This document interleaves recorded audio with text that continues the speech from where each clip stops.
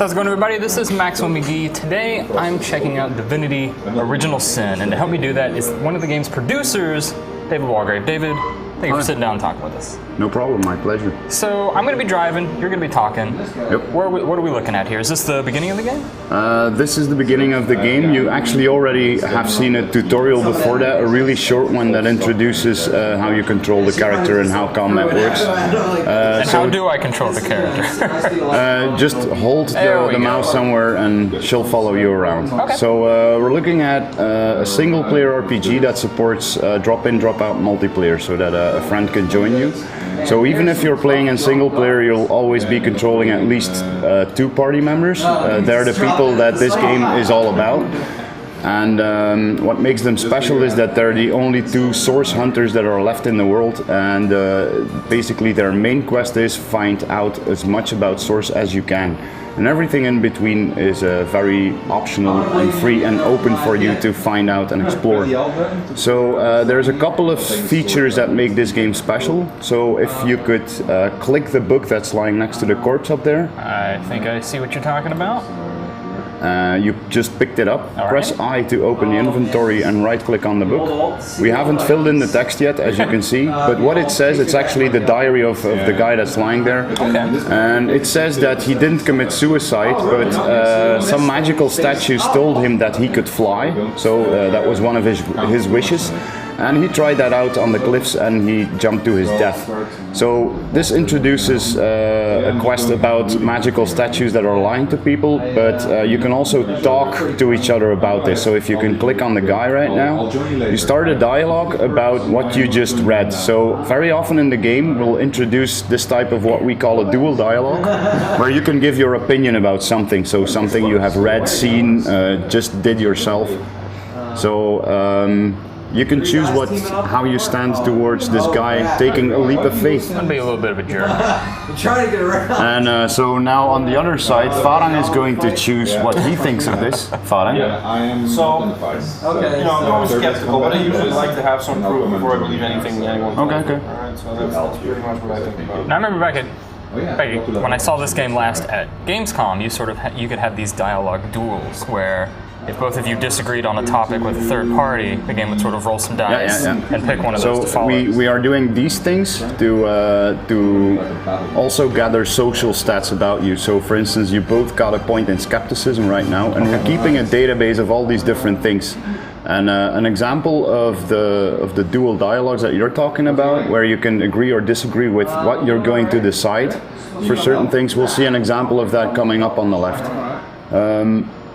While you're exploring, it's a good idea to see if there's anything you can interact with or loot or take with you. So I think here on the left, if you go down, there's some crates. You're actually already testing out a game that we're already playing around with the balancing and the loot. So if you want to survive longer than a couple of minutes, you should start looting and hopefully find stuff.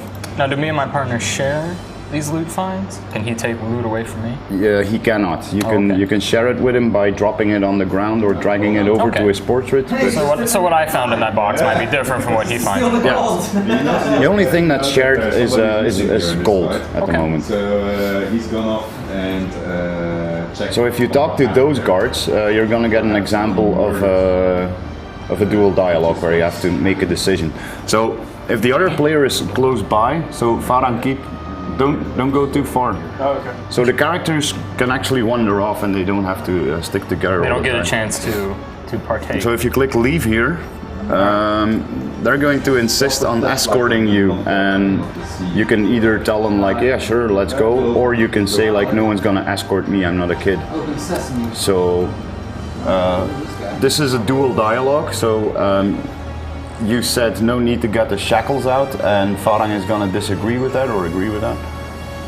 Okay, let's... And it looks like I came out the wrong end of that argument. Yeah. So now combat starts, and combat in Original Sin is turn-based. So at the right you see the turn order, and at the bottom you see the action points that you have left. So moving around and attacking people, using skills, equipping an item, drinking a potion, all that. Looks like I'm a long-ranged character. Yes, you are.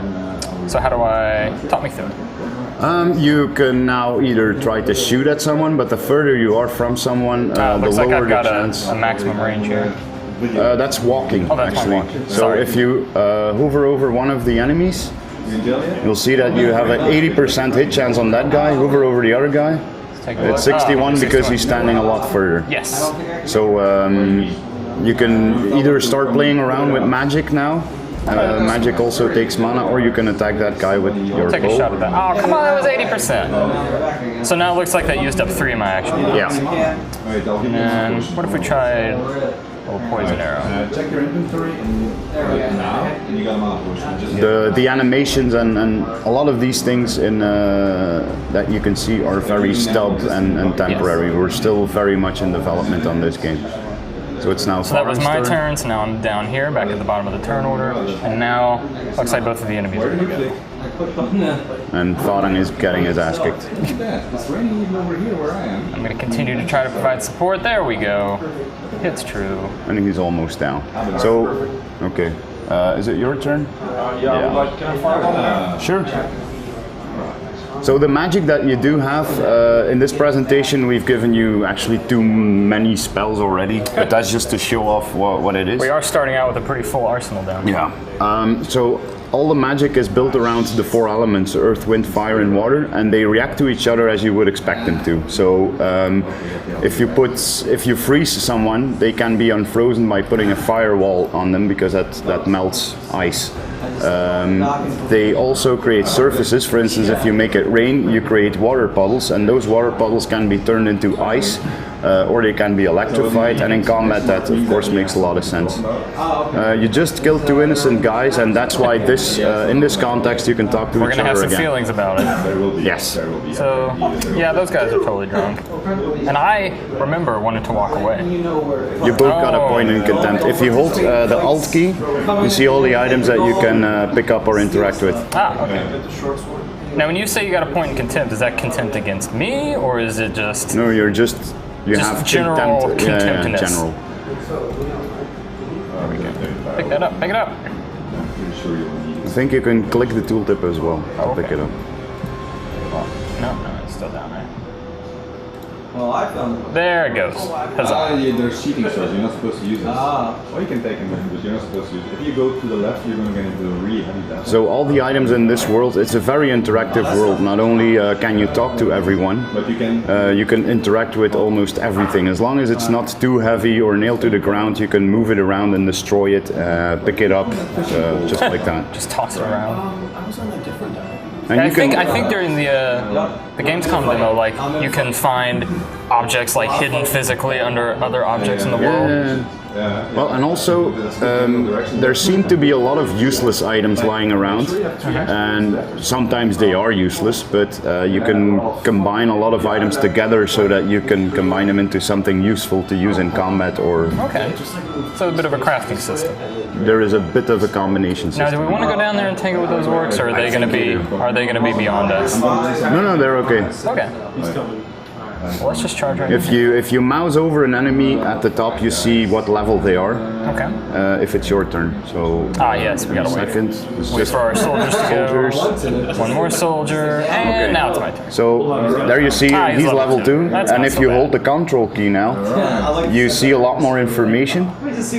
There's still question marks because you don't have the intelligence and perception to see what, for instance, what resistances they are, what armor they're wearing. So you either invest points in intelligence and perception to know your enemy a bit better, or if you fight the same enemy type a lot, you will start learning this by fighting them. Get in there. So there's different types of weapons in there that have different types of damage. So you want to start anticipating the resistances and their armor types and things like that. Of course, those guys are using the same weapons, and eventually they'll start using the same magic as you do. So if you put someone on fire, they might have a mage that then makes it rain so that it puts out the fire. Oh shit, sorry. That looks like my ally's fireball might have just inadvertently destroyed my ice elemental. Bloody murder. It was very friendly. So So friendly fire is definitely a concern. yeah, obviously the ice elemental. Sometimes literally. is very susceptible to fire damage, so he immediately died. Okay. Creating, on the other hand, an ice surface there. Yeah. So if an enemy walks over it, or if you walk over it, you have a chance of slipping and actually falling down, and then you'll have to skip 1 or 2 turns. Okay. It makes sense if he's. There we go. I shot that one orc so hard that other orc I kind of looked also like he didn't died. get that. That was very unique. Yes. Still a work in progress. Yeah. So we've dealt with these orcs. Do we need to talk to these soldiers at all? You can. Do they have feelings about what just happened? Then DJ. Actual service. So it looks like I can ask him about different topics. Yeah, so Just we learn more are about the area. we are using a keyword system. This is also still a stub user interface. But we're using a keyword system so that we are free to start adding and removing keywords to the entire thing. For instance, the Watcher statues keyword, you unlocked it by finding and reading the book. Because we found that diary. earlier. So if you didn't read that, it's not in there. But everything is, so the entire game is built around freedom, and we don't want to force too much stuff on you. So you have to explore yourself and talk to people and read books, for instance, to find quests. We don't have a quest log yet. Do we have a sort of a character progression system in place yet that we can look at? Like leveling up, skill points, all if that you good press stuff? the Y button, There we are. I leveled you up before we started. Oh, okay. So the strength, we have 6 primary stats. Strength gives you bonuses to, if you mouse over, gives you bonuses to damage you do with melee weapons, dexterity damage to with ranged weapons, intelligence enhances magic, constitution gives you vitality, speed enhances your evading skills, and perception makes your chance to hit higher. You get 1 stat point per level up because we want you to feel the difference, and you're very much free. It's a classless RPG. You're very much free how you distribute these points. Well, actually, it depends on your weapon. So he just slipped tripped and over fell the on the ice. ice. So if you press and there's some gold. U. No, one. So is the but then the male character, is he always going to be the swordsman and the female character? No, always no, the no, archer? no. So it's classless, and we just for this presentation gave these guys these weapons because they work together well. But you can balance out your character, or you can go for more of a fighter guy, or you can go more for a ranger guy. So there's different types of weapons and equipment and spells and skills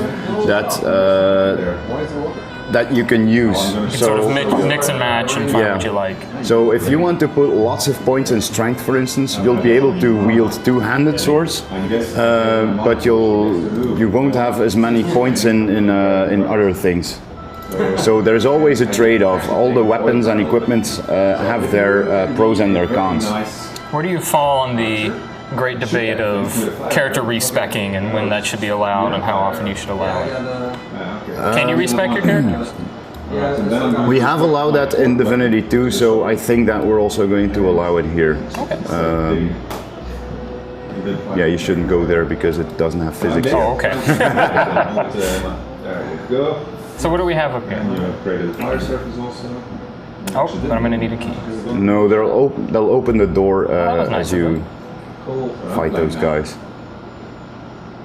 So then, if I'm playing multiplayer like this, and my character is perhaps at a lower level or at a different part of the story than the person I'm playing with, is that going to create a conflict? Well, you're actually always, if you're joining someone, you're going to take over one of their characters. Okay. So it's always the guy who's serving the game that's saving it as well. Okay. Yeah, I don't think he's even. Oh well, you could be. Got the Watcher statues just for fun. And he doesn't know much about it. Okay, so if you go left here and, for instance, try to pick up those 9-inch nails that are lying there. You need to get out of it. They just happen to be called 9-inch nails, I'm sure. They're 9 inches long. So if you try to steal from the stuff from someone and they're close by, they actually see it and they know that stuff is theirs and they react to it. And so you get a warning the first time, but if you keep on stealing from this particular guy, he's going to turn on you, and then he's going to either flee from you or attack you, or he's going to call the guards. So this is a very reactive system. It doesn't. And even though I was the one who initiated the stealing, I'm going to feel bad about it. Yeah, you can.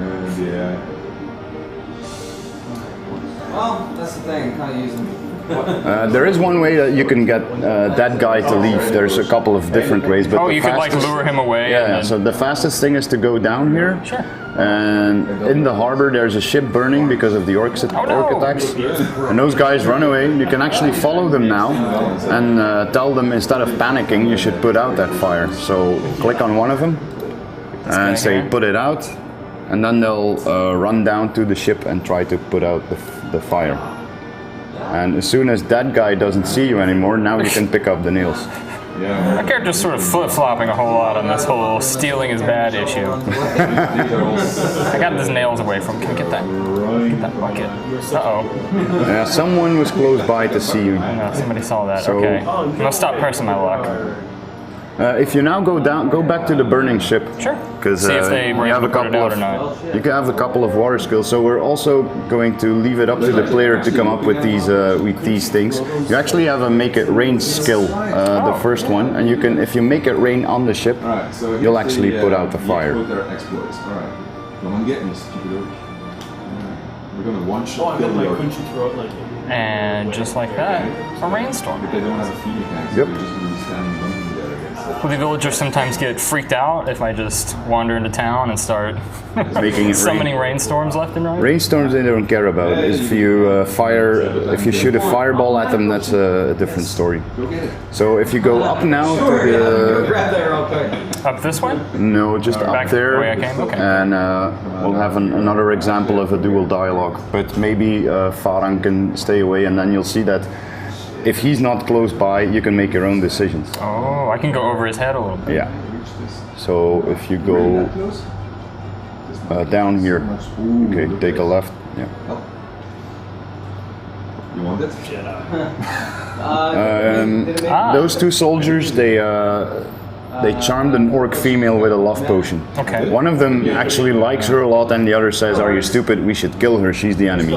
So depending on the choices that you make, all the choices that you do make have a consequence. So, for instance, by killing the two guards at the bridge, they normally would have helped you in the battle. If you decide to kill that orc girl, one soldier will help you with this fight that you're trying to get into now, but those guys are level 6, Oh. so you're not gonna make it. Well, thank you for the heads up. Well, you could also see that by hovering over their Yes, as we portrait, saw of course. earlier. I can over. I mean, they're gonna come out. And if you said like, well, don't kill the orc girl, she would actually kill those two guards and swim away, and then later she'll join combat against you. So everything has a Sort of consequence. have Sometimes far-reaching very- repercussions that are Yeah. perhaps immediately apparent. Indeed. All right, David. Well, is there anything else The yellow. you'd like to add about Just keep on walking. Divinity Original Sin before we wrap it up? Actually get into a fight with all these villagers. So if Sounds you okay, sure. Not exactly my it's nice. style, but it just shows that because there is only actually like one main quest and everything else is optional, you can do. you can just go around killing NPCs, yeah, you just can whole hog. go completely So if I wild. wanted to say shoot this guy in the back, do I just? How would I go about doing that? Well, Obviously can not you- with my words. Can you hold the control key and then click on him? Sure. No, okay. No. That's not implemented yet. So just shoot something, like a fire arrow, or No. You're too far away. Maybe I can hit do him. the ice wall over a couple of If you guys. can get those chests and throw them on You them, can't? they crush You're out of mana. Open your inventory and see if you have a mana That would potion. explain. Oh no, this guy wants to talk to me. That was my plan, actually. Someone stole something and he's Yeah. asking if you saw it. And I'm gonna assume he was paying for it. Show it to you already.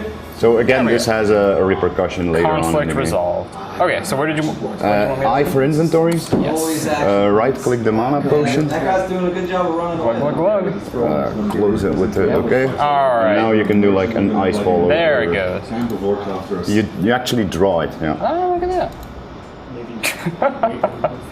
Tomato. So these guys also belong to one or more factions, and now everyone has turned on you. Yep. That is why most journalists don't last long. And I get the feeling I'm going to be no different. David, when can people expect to find out more information about Original Sin? More information later this month, and it's going to be released Q3 or Q4 this year. All right, David, well, thank you so much for taking us through this demo. My pleasure. 4 yards, right?